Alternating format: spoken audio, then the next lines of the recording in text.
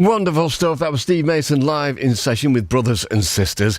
And Steve, just watching you here, sadly we're not in the same room. Well, luckily for you, but sadly for me, we're not in the same room doing all of this. Yeah. But I can tell from watching the monitor that you really, really get into the live performance, don't you? You're loving it. Yeah, these songs are just the best songs live that I've ever had. I think I was talking to another artist the other day in a band called Fraulein, and she was sort of saying that she might take a bit of a break. She wants to work on, various things and all that. And I was just saying that I think sometimes, I don't know, but maybe for you to really, because I've always felt very self-conscious on stage.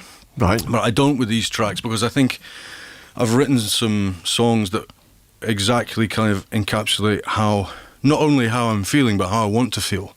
And maybe I've never quite done that before. I don't know. But it might just be that you get more confident a little bit with age, if you're lucky. It's probably a mixture of things, isn't it? Yeah, maybe. Yeah, I mean, absolutely. Watching you dancing away there and playing the bongos and stuff, it's just really natural to you. Yeah. I mean, obviously, I've seen you performing live before, and I saw one of the last gigs the Beta Van did as well, and obviously a different beast. But so you just mentioned before that you are out on tour and you were longing to do it. Yeah. I mean, I toured on my own December 21. Right. Mainly to bring some money in, because obviously after a couple of years of COVID and all that, things were getting tricky. And then last December 2022, me and Darren went out, and that was great. But you always, I always want to take out, as many people as I can and get that full sound. And Keisha and Jay Ando sang on the album, so I was really keen to get them out. And I guess this band's just come together how I imagined it in my head, with Kaylee on drums, but not just drums. There's a lot of percussion going on with her as well, and the way that she plays is it sounds like a bizarre thing to say, but it's more percussive drums than just like, animal. Keeping the beat. Yeah. Yeah, of course. Yeah, we get that. And so you mentioned kind of a collaborative kind of feel to the album. And Hot Chip, the involvement with Hot Chip, Alexis Taylor. Yeah, I mean, we did a couple of days in Margate, me and Susumu and Alexis, yeah. And then did about 3 or 4 days, I think, in London. Then Susumu carried on. Susumu was brilliant. He's just such an inventive guy. You can leave him in the room with anything and he'll get something out of it. And that sort of reminded me of how we used to be in the Beta Band, where you just kind of pick up a broom handle or whatever it might be and write a song. And he was, a lot like that. So he's a brilliant guy to work with, Susumu. He's in a band called Vanishing Twin. I don't know if you know them. I don't actually know. Yeah, they're brilliant. Yeah. I mean, and saying that, and you can see the joins there for Hot Chip and your work, But what about Javed Bashir? Yeah, so my wife Taiba, she sort of introduced me to Javed's music. He's a Pakistani singer. I knew a lot of Indian kind of Hindi film music, but I hadn't really explored too much Pakistani music really, and that kind of Sufi tradition and all that kind of stuff. And I'd heard of a singer called Zahin Zahur, who's a much older singer, who's astonishing. If you like, any kind of soul music, then he's an astonishing singer to hear. But I was interested to kind of see who's a younger person coming up, and so my wife kind of pulled Javed out of her back pocket. I wondered where she'd been hiding him, but yeah, when I heard him, I was just blown away. So we sort of sent a carrier pigeon over to Lahore, and it landed gracefully on the streets and found Javed. And luckily, his manager lives in Birmingham, right? Of course, right. So that was once we got in touch, it was quite easy, But yeah, his contributions just. It's beautiful, yeah. I love it. Yeah. It is, and but you were surprised to find out exactly how famous he was.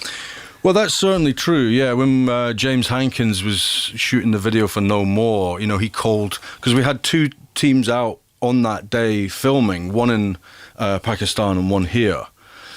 And as we were sort of filming, we had some locations worked out, but it was slightly seat of the pants. So we kind of, at one point I was running around Soho holding this 360-degree camera.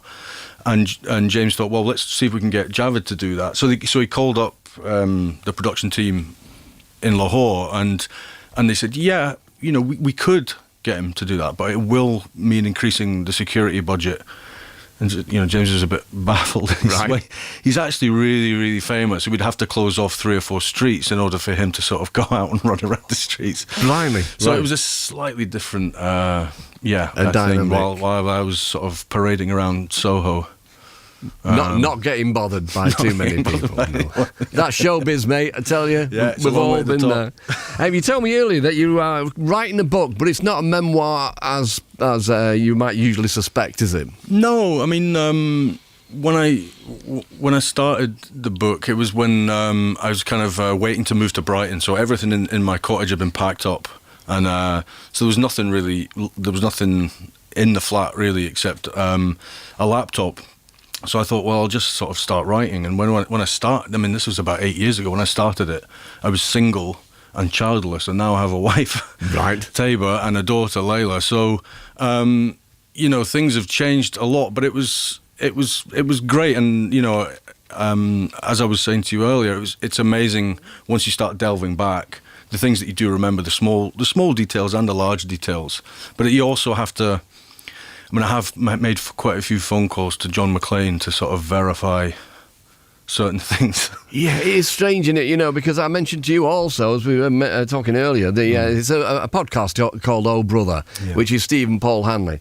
And a good percentage of it is them disagreeing with each other about what actually happened in their lives that they've shared thus far. So it is a tricky situation, isn't it? Because you might have even had a dream, 8 years ago, and something stuck in the back of your mind, and then you think, then it can turn to fact, and that's a dangerous place to be if you're writing a book about other people's exploits anyway. Yeah, I mean, it's not, I mean, as I say, it's not exactly a book in that traditional form. It's not an autobiography or anything like that. It's just going to be a selection of stories pulled out that I think are quite, worth a retell.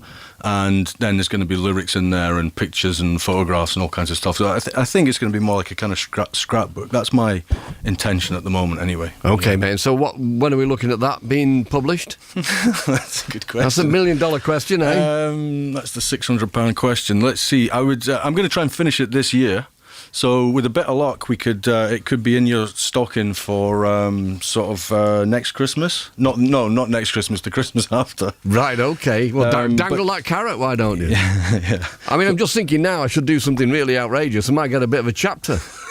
I am that shallow. You might get a footnote. I might get a foot in the face if I'm not careful.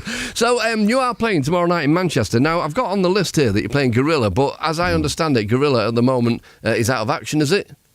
Gorilla is out of action, and I believe the new place is called Canvas. Is that right? Yeah. Oh, yeah. The new place is called Canvas, which is such a new venue. My tour manager is struggling to get any information about it. So I can tell you capacity. I can tell you everything you need to know about it because I was there not last Saturday, the Saturday before, and it's probably a 3-minute walk from Gorilla. Yes. And it's actually built on the new site. So there's loads of new student accommodation high-rise buildings on the site that the old BBC North used to be on, Oxford Road. Cool. And it's on that, and you can actually see Canvas, the name of the club, on Oxford Road, exactly where the front door of the BBC used to be. Okay, well that's perfect.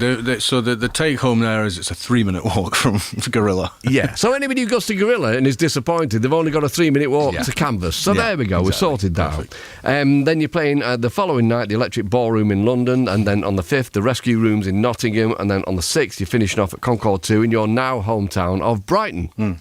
Fabulous. Okay, well, loved it as always, Steve, and what a wonderful band you've got going there. One more song, if you don't mind. Absolutely. Just thanks very much for having me, and we really appreciate the support. And this song is called Travelling Hard. Thank you, mate.